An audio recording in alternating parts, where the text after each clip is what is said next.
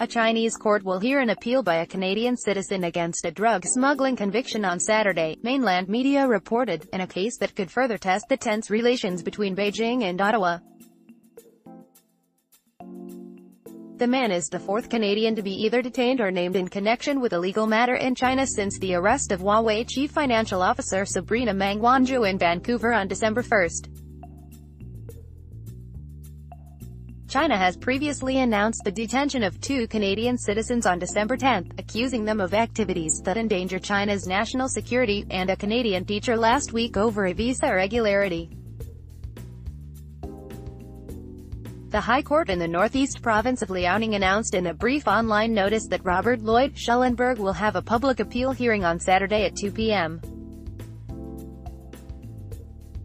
Former Canadian diplomat Michael Kovrig detained in China after arrest of Huawei CFO Sabrina Meng Wanzhou in Canada. Liaoning online news portal Runski.com said Schellenberg was found to have smuggled an enormous amount of drugs into China.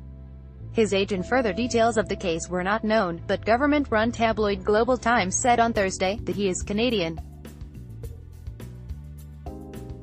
The timing of the case could intensify Sino-Canadian tensions after Canada's allies called on China to release the three detained Canadians following Meng's release on bail. Beijing was infuriated by Meng's arrest, warning that Canada would face grave consequences if she was not released.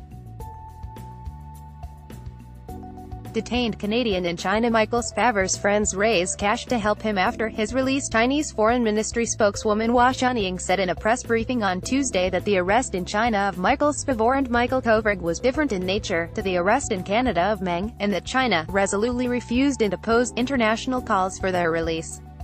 Their detentions were widely seen as retaliations for Canada's part in arresting Meng at the request of the United States, but Hua said the Chinese authorities had taken compulsory measures because of the men's illegal actions. Kovrig is a former diplomat who is a senior advisor on Northeast Asia for International Crisis Group, while Spavor is a businessman based in the city of Dandong, in Liaoning, who facilitates visits to North Korea.